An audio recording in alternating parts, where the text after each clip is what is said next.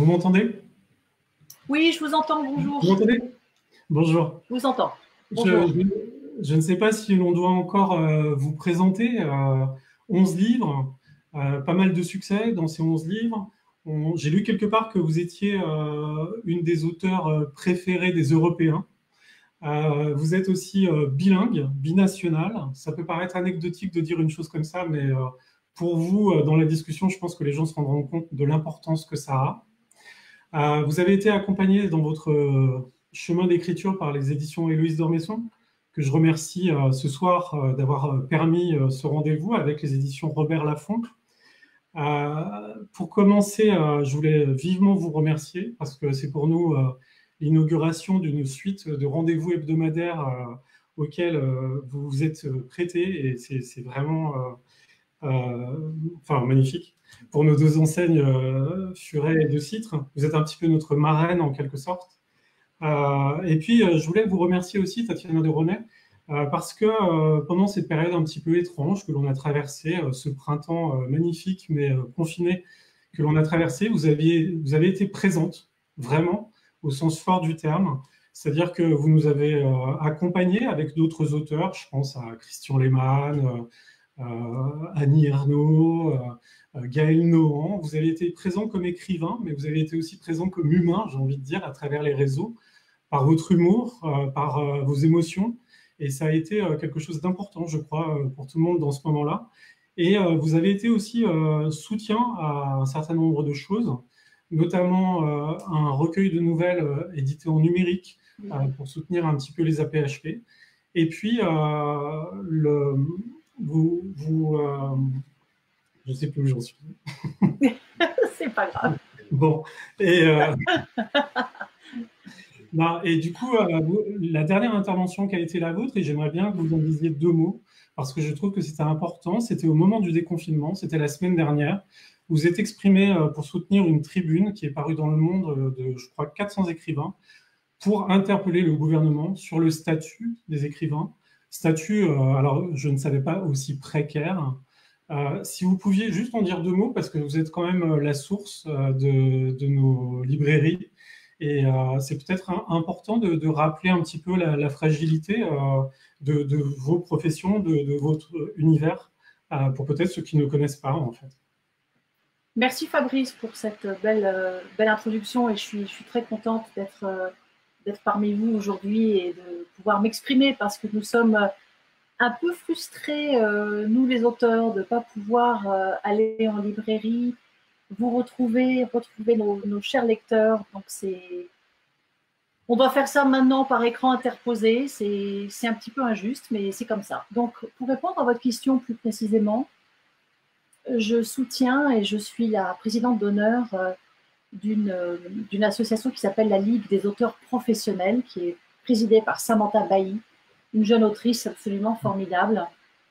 Il y a Johan Sfar qui est le président d'honneur à mes côtés. Et en fait, tout simplement, nous tentons depuis 2 ans maintenant d'attirer l'attention des médias, des libraires, des éditeurs, d'autres auteurs sur le statut très précaire que les écrivains ont depuis un certain temps, pour pas non plus que ça prenne trop de temps dans notre rencontre ce soir. C'est simplement pour vous expliquer que bien avant le confinement, le statut social de l'auteur par rapport à sa retraite, par rapport à sa sécurité sociale est précaire.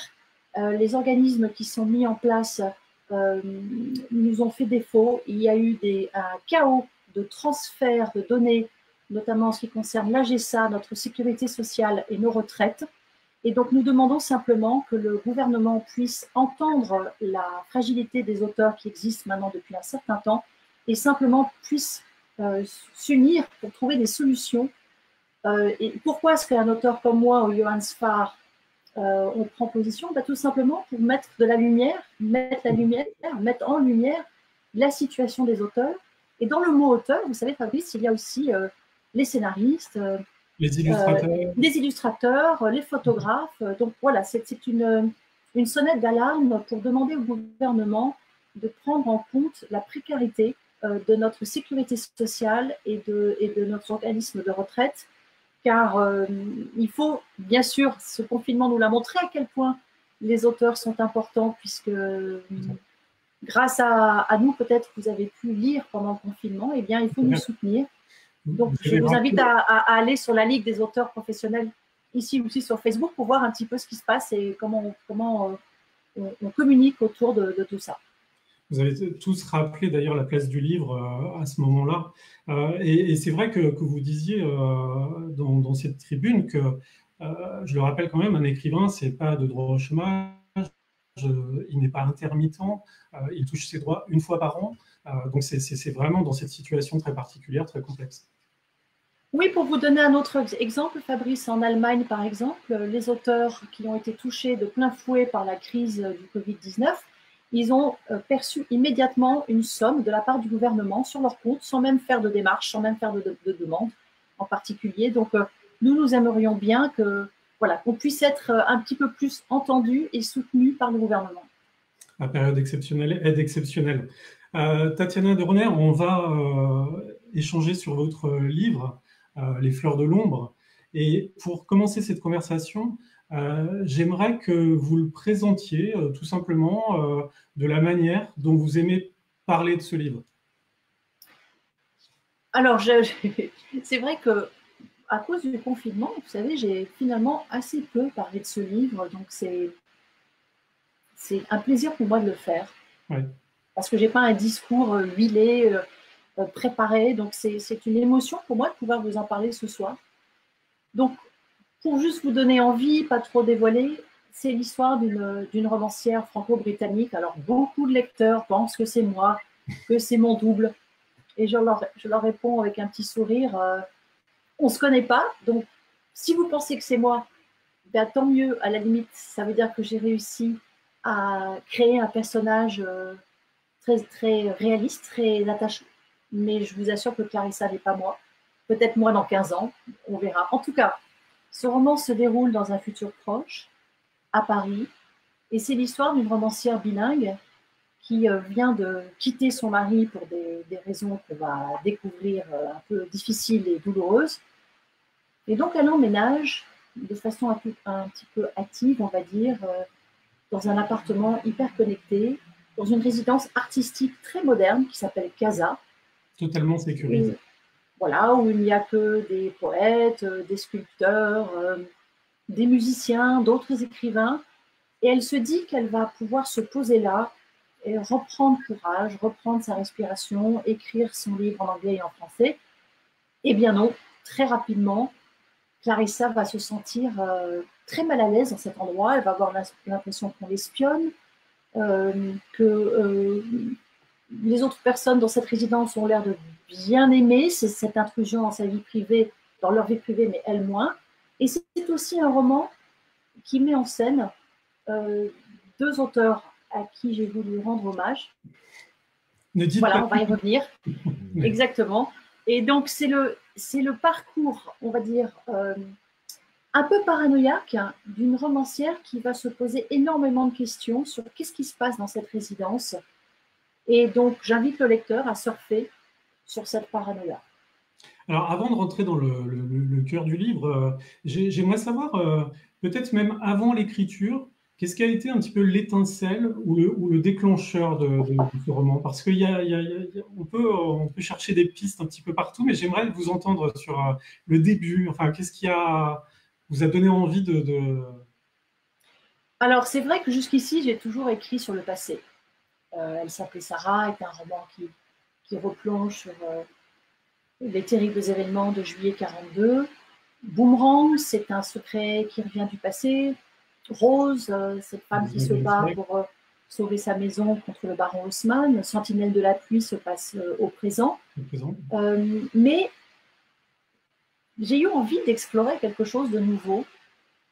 Et je dirais que ce roman est né des conversations assez passionnantes que j'ai pu avoir avec mon père, qui est un grand scientifique, Joël de René. Je sais que ma sœur est avec nous ce soir, donc je la salue. Et donc, j'avais envie de me projeter. Quelqu'un qui a envie de l'écriture toujours dans ses livres. Ouais. J'avais besoin d'aller dans une époque que je ne connaissais pas. Et c'est comme ça que j'ai eu l'idée toujours à travers les lieux qui sont mes thèmes de prédilection, On va en parler. d'explorer le futur proche. Hein, nous sommes dans 15 ans, ce n'est pas non plus très très très lointain. Mmh. Et c'est comme ça que j'ai eu l'idée d'explorer le futur à travers un lieu et à travers l'intimité d'une femme, Clarissa. Et l'étincelle qui a mis les choses en mouvement ou qui a rassemblé. J'ai pas eu d'étincelle. Vous décrivez que... J'ai pas eu un livre, vous savez, il vient en plusieurs strates. Oui. Vous avez donc un personnage qui vous vient en premier, ensuite une situation, ensuite vous avez, on va dire, les histoires B, hein, celles que vous allez tisser ensemble pour construire votre récit. Mmh. Donc je n'ai pas eu d'étincelles. J'ai rarement des étincelles pour des livres. Hein. Ce sont plutôt je dirais, des petites idées qui sont plantées dans ma tête et qui ensuite grandissent petit à petit. C'est comme ça que ça marche pour moi. D'accord. La petite graine. Comme notre temps, d'ailleurs, je crois que j'ai oublié dans mon stress du début de dire aux livres qu'ils peuvent commencer à poser des questions. Dans à peu près un petit quart d'heure, nous communiquerons leurs questions.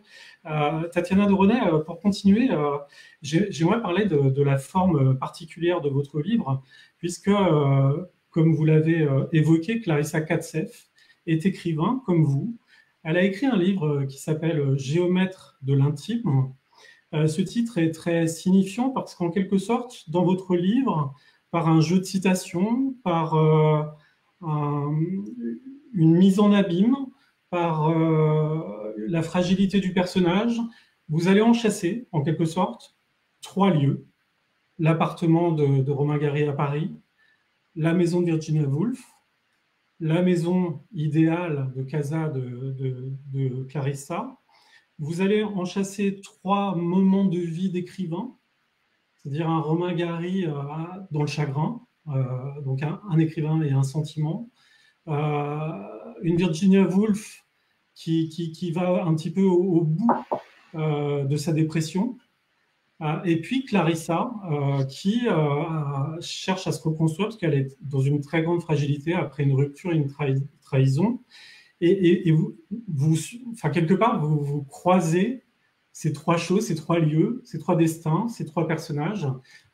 Enfin, parlez-nous un petit peu de ça parce que c'est vraiment très intéressant.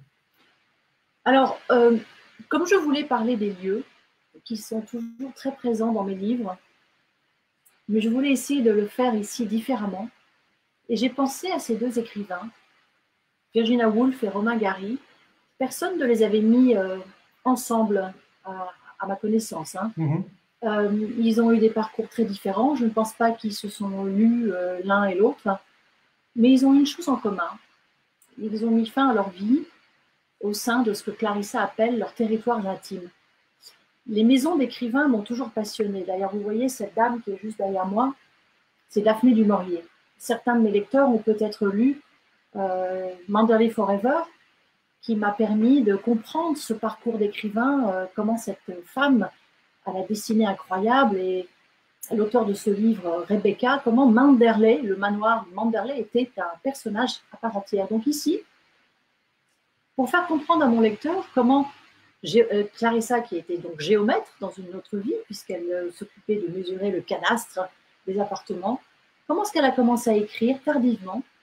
Eh bien, c'est par le biais de ces 2 écrivains, puisqu'elle s'est trouvée à un moment ou à un autre sur leur lieu intime. Et d'ailleurs, là, vous avez une photo de moi sur le lit de Virginia Woolf. C'était un moment extraordinaire que je dois au journaliste Augustin Trapenard qui m'a emmenée dans cette maison magnifique qui est Monk's House pour parler de la vie de Virginia Woolf. Et donc, j'ai été tellement impressionnée par ce que les écrivains laissent derrière eux, les traces qui sont encore là, même après leur passage, que je me suis dit qu'il fallait que j'en parle dans ce livre et que je montre comment ils peuvent encore nous inspirer aujourd'hui. Et donc, ces lieux que je décris, il y a, comme vous le dites, bien sûr, l'appartement dans lequel Clarissa est plus ou moins confinée. Il y a aussi le lieu qui est représenté par son corps, tous les traumatismes qu'elle a connus et qu'on va comprendre. Et bien sûr, il y a le lieu psychique, qui est le lieu qui fascine beaucoup des lecteurs en général, parce que le lieu psychique, c'est là où vous emmène un auteur. Quand il crée un livre, quand il invente une histoire, il vous embarque ailleurs. Et donc, j'ai voulu essayer d'exprimer comment est-ce que Clarissa, tout en étant confinée chez elle, et on va voir comment et pourquoi, et Dieu sait que quand j'ai écrit ce livre, je ne savais pas que nous allions nous-mêmes être confinés, comment est-ce qu'un écrivain explore son territoire intime pour finalement emmener le lecteur ailleurs. Donc c'est aussi un livre sur comment on écrit. Enfin, moi, je pense que c'est un roman très intime, enfin, pas pour dire que ça raconte quelque chose de vous, mais qui est vraiment dans l'intimité de vos personnages. Et j'ai l'impression aussi que ces trois personnages, quelque part, décrivent aussi peut-être un petit peu trois manières de vivre quelque chose peut-être qu'on croise dans la vie, qui est la dépression. Pour Romain Gary, suite à la mort de Jeanne Seberg, ça sera finalement une rupture dans son processus créatif. Pour Virginia Woolf, c'est quelque chose qui sera une ressource jusqu'à ce que ça ne soit plus possible. Et pour Clarissa, c'est un état un petit peu de fragilité suite à la rupture et à la trahison de son mari. C'est vrai que je voulais aussi mettre en scène une femme fragile, on va dire, que j'attrape à un moment difficile de sa vie, où elle vient de quitter son mari pour les raisons qu'on va découvrir. Et c'est vrai que Romain Gary et Virginia Woolf ont souffert aussi d'une certaine mélancolie. Oui. Mais ce sont des moments qui aussi peuvent donner naissance à tellement de beaux livres et tellement de beaux textes. Je pense que si les écrivains étaient des gens parfaitement heureux et si tout allait bien dans leur vie, ils n'écriraient pas. Je pense que l'écriture naît d'une petite blessure, même si elle est infime. C'est cette petite blessure, c'est ce petit suintement qui vous permet d'écrire. Donc j'ai voulu explorer aussi, d'ailleurs pour revenir au titre du roman, les fleurs de l'ombre, c'est un titre que j'ai emprunté à une phrase de Virginia Woolf et qui explique que les fleurs de l'ombre, ce sont ces moments dans nos vies où nous doutons. Ce sont ces petites fleurs qui s'ouvrent quand nous avons une pensée noire, quelque chose de négatif. Et ça revient un petit peu à ce que je vous disais tout à l'heure sur quelle est la place de l'auteur aujourd'hui dans un monde de plus en plus déshumanisé, où les robots empiètent sur notre intimité. Qu'est-ce qui rend un artiste tellement humain? Eh bien, c'est justement sa fragilité, parce que les robots peuvent créer, bien sûr, mais ils n'ont pas ce monde imaginaire. Et ce monde imaginaire est souvent rempli d'une certaine fragilité, et en tout cas de beaucoup d'émotions. Et c'est cette émotion que je suis allée chercher sur les traces de Romain Gary et Virginia Woolf. Alors justement, émotion, lieu d'habitation, Tatiana de René, dans ce livre, donc les gens ont parlé un petit peu d'un roman d'anticipation. Moi, j'ai l'impression d'un cauchemar climatisé, en quelque sorte. C'est-à-dire que tout ce que notre société au présent a d'anxiogène, vous le concentrez en quelque sorte autour de cette fragilité. Et j'ai l'impression que quelque part, ce livre est un avertissement, est une mise en garde, un énorme coup de frein dans toutes nos petites habitudes qu'on est en train de prendre par rapport aux réseaux sociaux, par rapport à tout un tas de choses, pour dire attention, finalement, peut-être qu'on nourrit dans nos maisons, dans notre intimité, quelque chose qui peut être encore plus dangereux qu'une dépression. Alors, je pense pas que ça soit une mise en garde, parce que je suis pas ce genre d'auteur. J'écris surtout pour faire réfléchir mon lecteur, oui, comme ça, pour le faire avancer. Je pense que Clarissa réagit d'une certaine façon à ces menaces du futur et que c'est son choix à elle. Maintenant, vous et moi, confrontés à ces menaces, je ne sais pas comment nous ferions. Je pense que cette résidence Casa est un peu une métaphore pour toutes les menaces qui peuvent nous tomber dessus. Ces téléphones portables, nous ne pouvons pas nous en passer, mais ils nous surveillent en permanence. Le moindre achat effectué sur Internet, nous sommes surveillés en permanence. L'intelligence artificielle s'immisce dans nos vies d'une façon de plus en plus précise. Et puis même le paramétrage d'un ordinateur, d'un téléphone demande finalement beaucoup de détails intimes. On nous a bien mis en garde sur ce qu'il ne faut pas dire, sur toutes les informations qu'il ne faut pas donner sur les réseaux sociaux. Donc, moi, je passe pas mal de temps sur les réseaux sociaux. C'est une façon pour moi de communiquer avec mes lecteurs. Vous l'avez dit au début de notre rencontre, ça nous a permis aussi de rester en contact. Et d'ailleurs, je vous ferai remarquer que nous arrivons à faire cette rencontre grâce à des écrans interposés. Donc, c'est un peu ironique, oui. Mais en même temps, c'est ce qui nous sauve aujourd'hui, les auteurs et les libraires. Donc, je dirais que ce n'est pas un message, ce n'est pas une mise en garde, c'est vraiment une invitation à se poser des questions, à réfléchir sur qu'est-ce que le futur nous réserve. Clarissa a une certaine résilience. Et c'est ce portrait d'une femme résiliente que j'ai voulu mettre en scène. Et puis surtout, toujours ne pas oublier que je l'observe par le biais de son intimité d'écrivaine, de femme, d'épouse, de mère, de sœur. Et parce qu'il y a aussi une histoire d'héritage assez terrible dans ce roman. Et puis bien sûr, il y a quelque chose de très important dont on n'a pas encore parlé, qui est le bilinguisme. Moi, je suis un auteur bilingue. J'écris mes livres en anglais ou en français. Ils sont ensuite traduits par des traducteurs. Et cette fois-ci, d'ailleurs, je peux vous montrer je peux vous montrer le manuscrit anglais qui n'est pas encore publié, qui sera publié l'année prochaine en Amérique, donc Flowers of Darkness. J'ai écrit ce livre simultanément dans les deux langues en même temps. Et ça aussi, ça a été une expérience totalement inédite pour moi, parce que j'ai soit écrit en anglais, soit écrit en français, et je n'ai jamais traduit moi-même. Et là, j'ai pu faire cette expérience moi-même. C'était assez incroyable. La binationalité, le bilinguisme est un sujet récurrent dans tous vos romans, comme une espèce de chance, enfin, pour la plupart des personnages. Comme le temps passe très vite et que oui. on en parlait pendant 2 heures, moi j'aimerais revenir un petit peu à cette idée de l'habitation, des réseaux sociaux, tout ça. Je me dis que au-delà de la maison, de l'habitation, il y a quelque chose, j'ai l'impression, dans tous vos romans qui est important, c'est le foyer. C'est-à-dire quelle est sa composition, comment il réagit avec le temps, comment il réagit aux ruptures. Dedans, vous avez des personnages parfois très étonnants, comme par exemple les préadolescents ou les adolescents qui jouent toujours un rôle finalement très important pour les adultes qui sont dans ce foyer. J'aimerais bien que vous parliez un petit peu de cette dimension qui est toujours présente. Et d'ailleurs, vous employez le mot foyer dans une phrase du livre.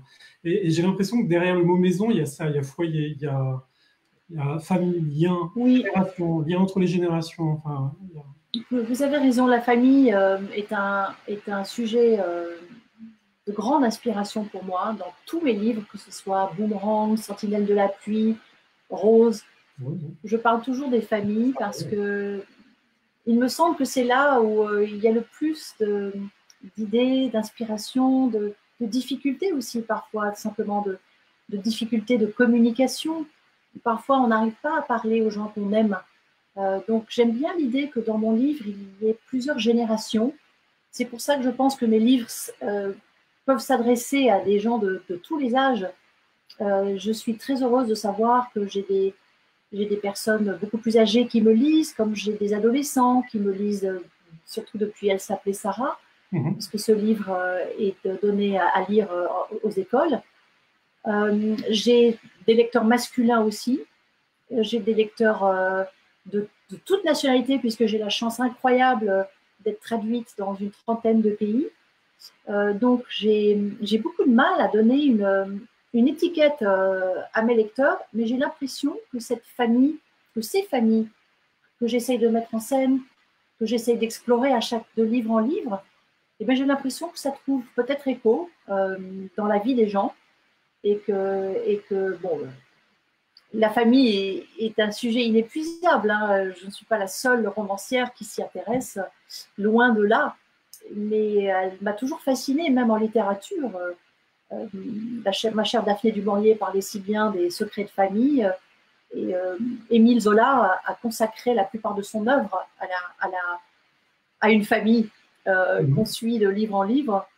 Donc, je pense que je continuerai à écrire sur la famille puisque c'est un sujet inépuisable pour moi.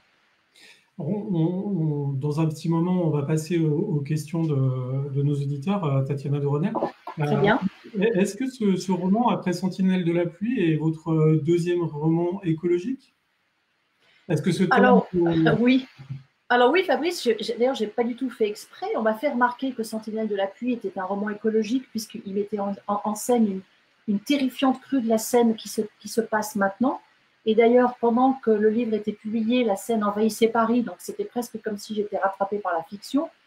Je n'avais pas du tout pensé non plus que certaines scènes dans Les Fleurs de l'ombre qui décrivent un Paris désert allaient être tellement d'actualité aujourd'hui et qui correspondent à ce que j'ai pu voir par ma fenêtre. J'aborde une canicule terrifiante dans Les Fleurs de l'ombre. Je prie pour qu'on ne la connaisse jamais, mais j'ai peur, comme beaucoup d'entre nous, sur justement les menaces climatiques qui pèsent sur notre monde. J'aborde bien sûr aussi la mort des insectes, le fait que les forêts se réduisent de plus en plus. Donc, ce sont des thèmes qui me tiennent à cœur et que j'aborde. Mais là aussi, je vous assure, je n'ai pas du tout pensé partir bille en tête avec l'idée je vais écrire un roman écolo. Ouais. Il s'avère que c'est ça, mais je n'ai pas du tout fait exprès. Il y a quelque chose que j'aime dans les romans d'anticipation, c'est un petit peu lister les choses qui pourraient être les marqueurs du changement en quelque sorte. Et il y a deux choses presque, je ne vais pas dire insignifiantes parce qu'elles sont très importantes, mais que deux choses qui m'ont intéressé. Vous dites pas plus d'abeilles, mais plus de miel. Et puis vous dites, vous ne parlez pas des forêts amazoniennes, mais vous dites plus de roses réelles. Alors j'ai mis en scène, bien sûr, ce roman à quelque part quelques thèmes d'une dystopie, même si là encore je n'ai pas du tout imaginé écrire une dystopie, mais c'est ce que j'ai fait. C'est un roman d'anticipation. Donc j'ai mis en scène, c'est vrai, des scènes, on va dire, qui peut-être m'inquiètent moi aujourd'hui. Un monde où le miel est artificiel, un monde où les roses, elles aussi, sont artificielles. Mais c'est dans 15 ans. Et croyez-moi, 15 ans, c'est demain. Et même si je ne suis pas Greta Thunberg et que je sais qu'elle a été beaucoup critiquée, mais elle a été une voix qu'on a entendue. Et ce roman, quelque part, met en scène, d'ailleurs, la petite fille de Clarissa, donc Adriana, dite Andy, qui a 14 ans, elle n'a pratiquement jamais vu de la neige. Elle est née en 2020. Et donc, ce roman se déroule en 2035. Elle n'a jamais vu la neige. Elle ne sait pas ce que c'est. Et je pense que, malheureusement, nous allons vers quelque chose de très inquiétant.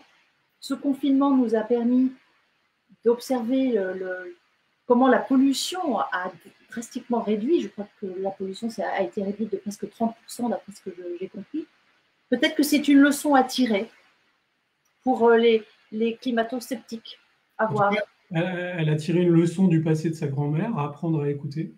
Et puis, elle va aider en quelque sorte sa grand-mère à comprendre un petit peu comment les réseaux sociaux agissent pour manipuler un petit peu les personnes.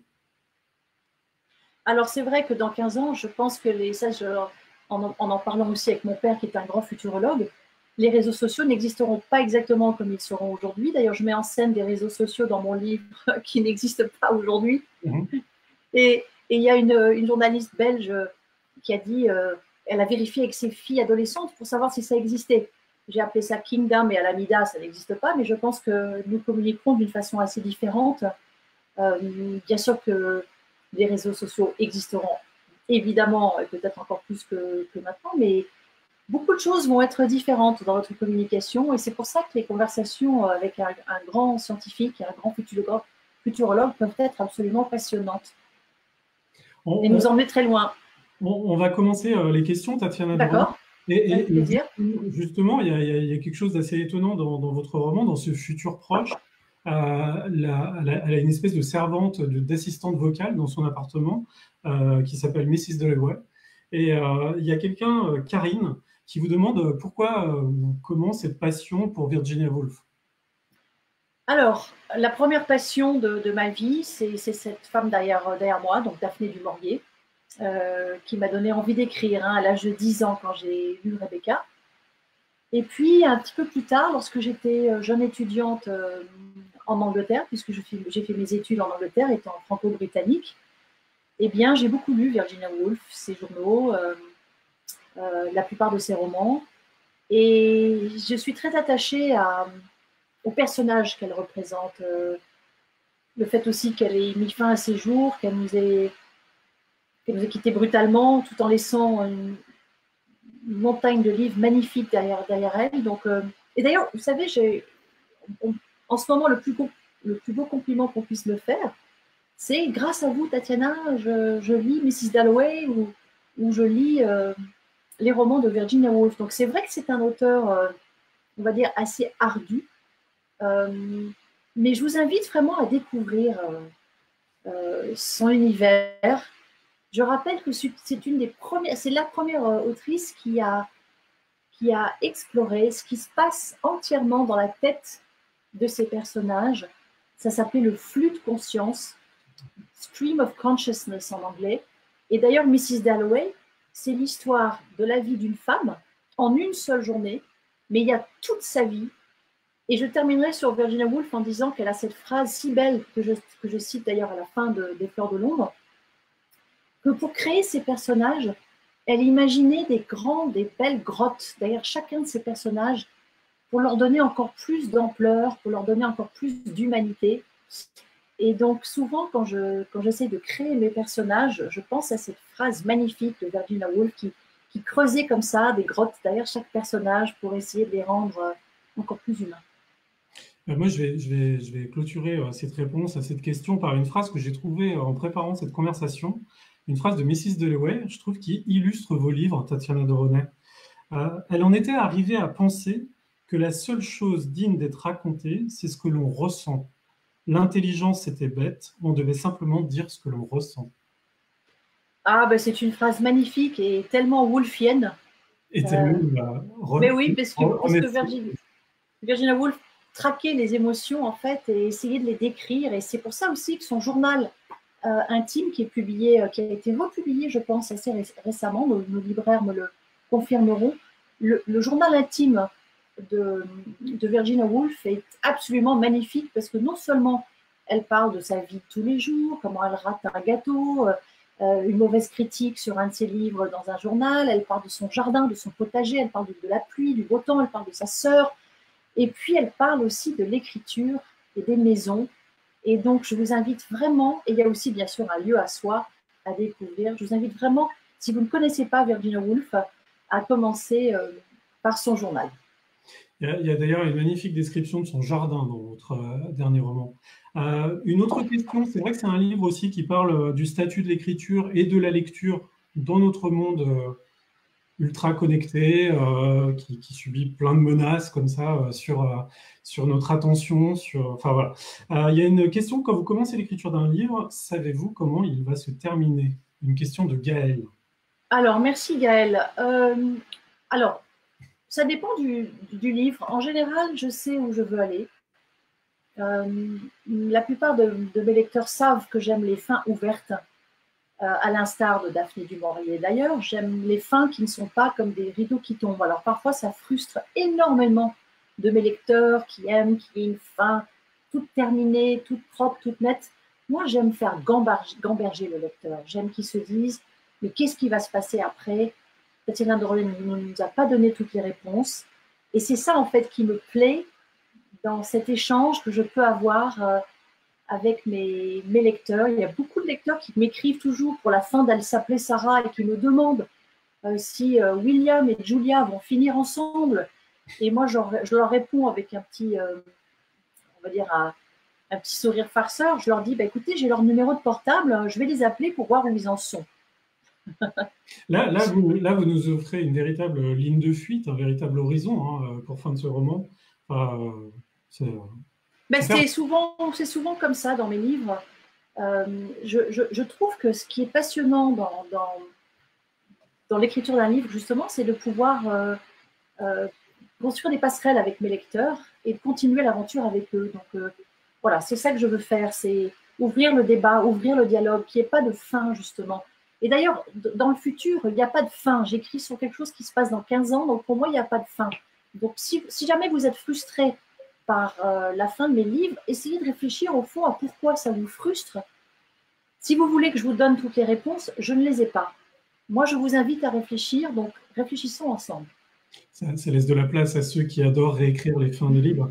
Tatiana Dronet, avez-vous peur de la page blanche? Alors, j'ai beaucoup de chance parce que je n'ai jamais eu de page blanche. J'ai commencé à écrire à l'âge de 10 ans. D'accord. J'ai toujours eu une espèce d'imagination complètement foisonnante. C'est ce qui m'a permis de faire ce métier que j'aime tellement. Je dirais que ce n'est pas la page blanche qui me fait peur, c'est plutôt la relecture. Je suis très difficile avec moi-même. Je ne suis jamais contente avec ce que je fais. Je trouve toujours que je pourrais faire beaucoup mieux. J'admire les écrivains qui sont très contents de leur travail et qui me disent « Oui, j'ai écrit un bon livre, je suis content de moi, j'ai fait un super boulot. » Moi, je suis toujours là en train de me dire « Ah mon Dieu, mais il y a tellement d'autres choses, tellement d'autres grottes, pour paraphraser Virginia, que j'aurais pu construire derrière mes lecteurs. » Donc non, pas de page blanche, mais Vous plutôt revenez beaucoup. de peur de jamais être à la hauteur, Du coup, vous revenez beaucoup sur l'ouvrage en fait, je travaille mes textes en permanence. Je les lis, je les relis, je les relis à voix haute. Et là, comme je l'ai écrit en 2 langues, je l'ai lu et relu à voix haute dans les 2 langues. Et donc, je suis jamais contente de ce que je fais, mais je pense toujours en fait au livre d'après en me disant que celui-là, peut-être que je serai contente de ce que je vais faire. Une question justement sur les langues. Je vous ai un petit peu coupé sur ce sujet. Une question, les langues influencent-elles la manière de s'exprimer ou d'écrire, je pense? Alors, c'est vrai que quand on est parfaitement bilingue, c'est des questions qu'on me pose beaucoup. Est-ce que c'est plus l'anglais qui me vient à tel moment ou est-ce que c'est plus le français? J'ai envie de vous dire que je ne sais pas. Je sais que j'ai ce cerveau hybride que d'ailleurs je décris dans le livre, puisque Clarissa en a un et qu'elle écrit dans les 2 langues et moi aussi. Pour être très honnête avec vous, quand on grandit avec 2 langues dès la naissance en permanence et qu'on a donc 2 langues maternelles, puisque c'est ce qui m'est arrivé, j'ai parlé l'anglais et le français at the same time, and we can continue this conversation in English. I don't know if you speak English, Fabrice, do you? No, please, no. You don't want me to go on in English? Okay. No. I just wanted to let you know that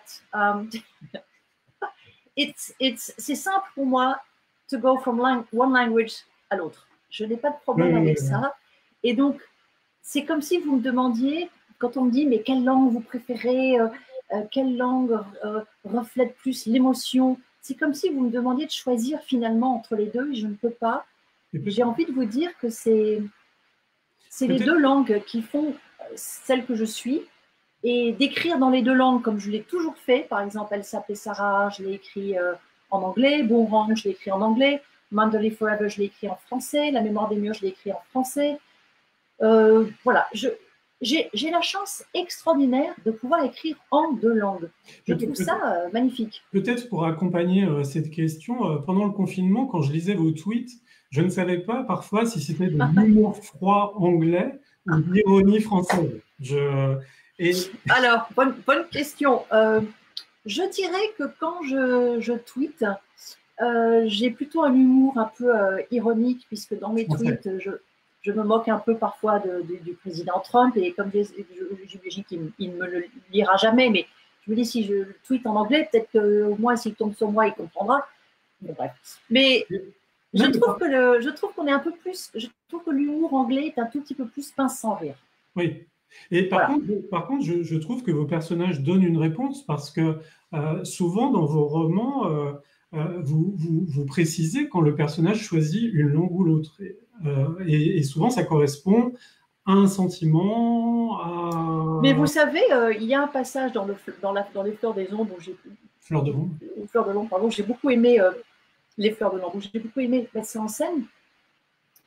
Clarissa, par exemple, a l'habitude de parler français à sa fille. Oui. Et à un moment, puisqu'elles sont dans un désaccord, on ne va pas dévoiler, elle parle anglais. Et sa fille est complètement déstabilisée. Oui. Sa fille ne comprend pas pourquoi sa mère lui parle en anglais et donc essaye de remettre la conversation sur le français. Et en fait, j'ai voulu montrer les guerres des langues, en fait, comment la langue s'ancre dans une intimité affective très puissante. Par exemple, moi, je ne sais pas dans quelle langue je rêve, j'aborde ça dans le livre, hein. Je ne sais pas dans quelle langue je rêve, je ne sais pas dans quelle langue je compte. Je sais que parfois, je me surprends en train de jurer et quand je fais tomber quelque chose, et c'est souvent un juron en anglais qui vient, et je ne sais pas pourquoi. Et je me dis que si j'avais toutes les réponses à ces questions, je n'écrirais plus du tout. Donc, je ne m'en pose pas trop parce que ce fragile équilibre entre ces deux langues que j'aime garder, eh bien, je ne vais pas aller trop dans l'arrière-cuisine pour savoir ce qui se passe parce que sinon, je pense que peut-être je n'écrirai plus dans une langue ni dans l'autre. J'ai l'impression qu'elle donne plus de gamme à vos personnages. Pour se sortir un petit peu de… En tous les cas, elles sont précieuses et j'ai beaucoup de chance. Et alors, maintenant, je ne sais pas dans quelle langue je vais écrire mon prochain roman, mais je sais que je vais en donner deux versions. Peut-être pas, je ne l'écrirai peut-être pas simultanément comme je l'ai fait pour Les Fleurs de l'Ombre, parce que ça a été un travail incroyable de l'écrire en même temps. Mais en tout cas, je sais que, et donc je l'annonce à mes traducteurs s'ils me regardent, je ne sais pas si vous me traduirez de sitôt, puisque je vais rendre 2 manuscrits. Tatiana de René, quel est votre premier lecteur? Je ne précise plus les prénoms, je n'ai pas de prénom pour ces questions. Alors, j'en ai plusieurs. J'en ai plusieurs qui me lisent en même temps. J'ai des amis très proches qui sont un peu mes cochons d'Inde dans le sens où j'expérimente les premiers chapitres sur mes amis. Donc, en même temps, pendant l'écriture? Oui, c'est-à-dire au début. D'accord. Dès que j'ai 2 ou 3 chapitres, je leur envoie. Elles sont 3. Et je leur envoie et je leur dis, voilà, je ne vous dis rien. 3 femmes. Oui, 3 femmes. Est-ce que ça vous plaît? Et puis, il y a mon mari qui me lit toujours. En fait, je lui lis à voix haute. Dès que j'ai commencé un livre, je vais le retrouver, j'imprime. Alors, évidemment, j'ai essayé d'un peu retravailler, j'ai relu moi-même également. Et donc, je vais le voir et je lui lis à voix haute. C'est très instructif. Il y a toujours une très grande fluidité dans vos romans, comme si vous cherchiez en fait à ce qu'il n'y ait pas de heurts dans le récit. Enfin… Eh bien, je vous remercie, parce que je me donne du mal pour ça. Oui. Mais c'est quelque chose que vous recherchez, de pouvoir avancer comme ça sans… Je pense que lire à voix haute aussi. D'ailleurs, je précise que ce roman-là, il existe une version audio que j'ai lue moi-même. D'accord. Donc, ça a été une expérience très intéressante pour moi de le lire à voix haute. Je me suis presque réapproprié mon texte. J'ai pris des voix différentes pour le terrifiant Dr. De Winter, pour Andy, pour Clarissa, pour sa fille Jordan. Donc la lecture à voix haute est très importante parce qu'elle permet vraiment de maîtriser votre texte, d'entendre un son, peut-être une liaison qui ne marchait pas ou un mot qui ne marchait pas. Ouais. C'est très très important la lecture à voix haute. Ce projet, c'est pour une radio, c'est pour un éditeur audio? Ah, il existe, c'est le même éditeur. Hein. Ah d'accord, d'accord. Vous pouvez, bien sûr, c'est comme le livre numérique, il existe sur toutes les plateformes. D'accord. Bien sûr, et donc notre éditeur chez Editis de livres audio s'appelle Lizzy. Et donc vous pouvez le retrouver sur toutes les plateformes de livres audio. Et il y a aussi les nouvelles que j'ai publiées récemment chez Pocket, qui s'appellent L'envers du décor. Oui, il y en a une que j'ai lue à voix haute qui s'appelle Le Jaguar. On devait diffuser l'image en début de la rencontre.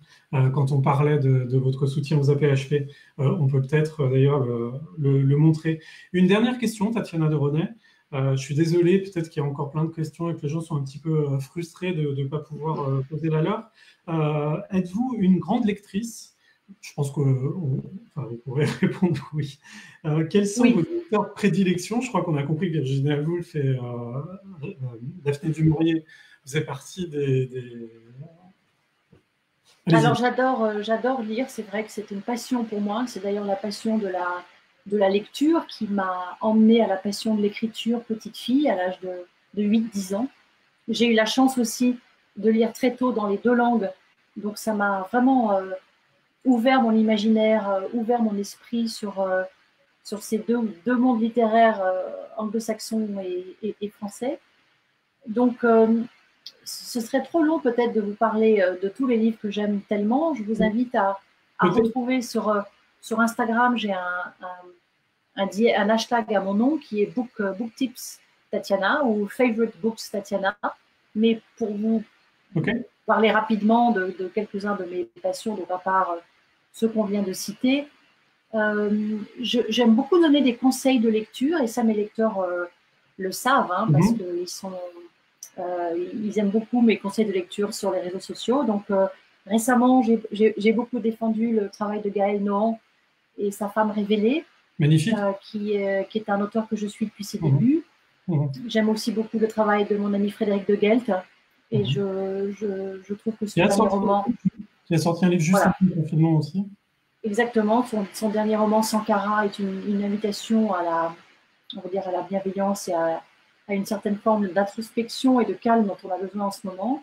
Je pourrais aussi vous citer un livre qui va bientôt sortir et que je trouve absolument magnifique. Et donc les libraires là qui m'écoutaient, il s'appelle Quadrille.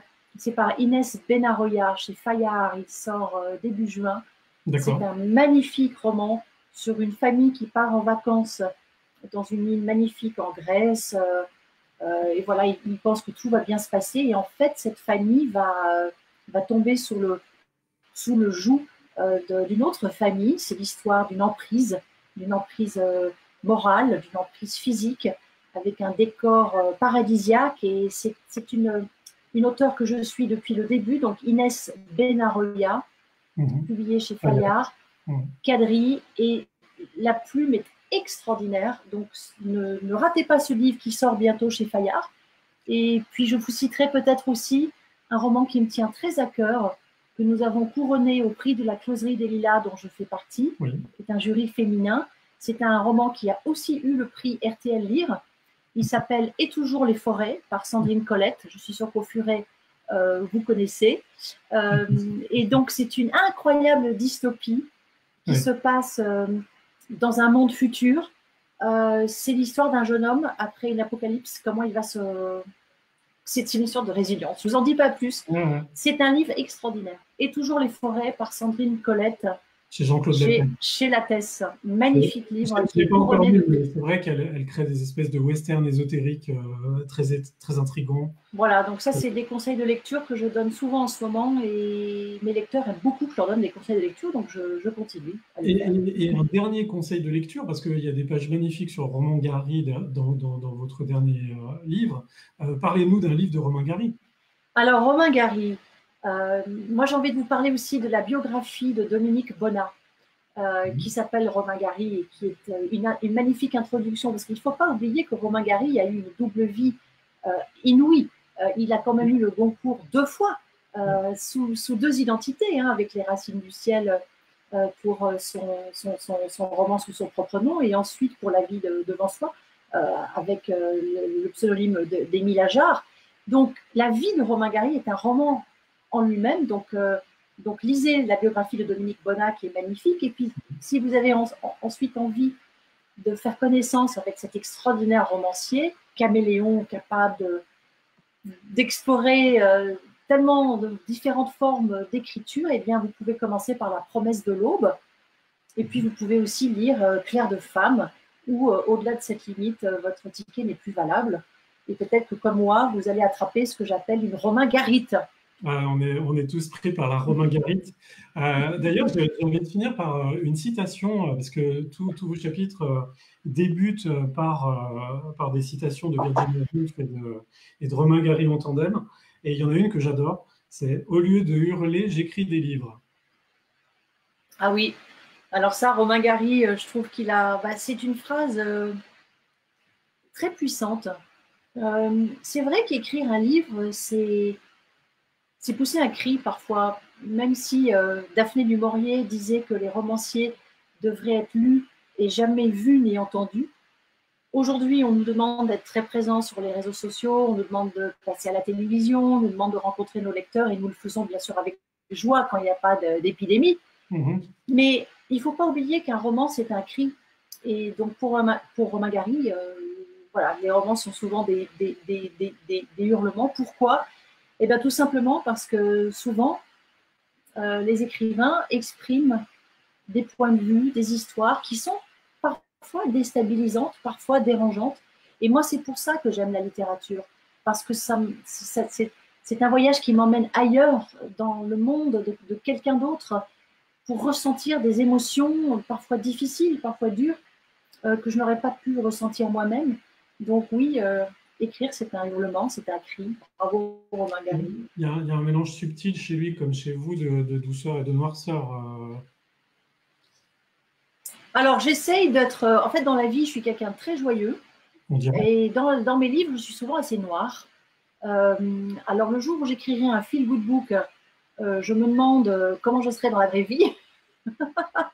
Pour l'instant, je préfère être très joyeuse dans la vraie vie, et mes lecteurs le savent sur les réseaux sociaux, et peut-être un peu plus noire, et en tout cas sombre dans mes livres, puisque j'aborde des sujets parfois douloureux, parfois difficiles. Mais qui sait, peut-être qu'un jour, je vais vous surprendre et écrire un livre très drôle ou très léger. You never know. La vie est courte. On ne sait pas encore. La vie est longue plutôt. On ne sait pas ce que la vie nous réserve. L'inspiration d'un écrivain est sans fin. Les passages les plus sombres du roman sont absolument fascinants dans ces derniers livres. Tatiana de René, je vous remercie vraiment Écoutez, c'est moi qui vous remercie. Je remercie. J'ai passé un très bon moment avec vous. Votre éditeur. Je rappelle, mes éditeurs. Vos éditeurs. Je rappelle à ceux qui nous suivent que la semaine prochaine, mercredi 27, c'est Joël Dicker qui sera à votre... Ah, le merveilleux Joël. Pour son roman qui est sorti, qui va sortir, là, je crois, cette semaine. Je crois qu'il sort demain. Voilà. Vous rappelez aussi que les librairies ont réouvert. En tout cas, les librairies du Furet de site sont réouvertes à Lyon et à Lille et dans plein d'autres endroits en France. Donc, profitez-en. On a aussi 2 sites où vous pouvez vous fournir tous les livres dont on a parlé. Et puis, je tiens à remercier pour cette première tous les gens qu'on ne voit pas dans ce live, oui, mais qui nous ont permis... Ils ont été très patients pour les problèmes de connexion et tout ça, donc merci. Firefox, donc je cite les prénoms, alors les filles d'abord, Suzy, Kevan... Et merci pour tous vos petits messages que je lis, hein.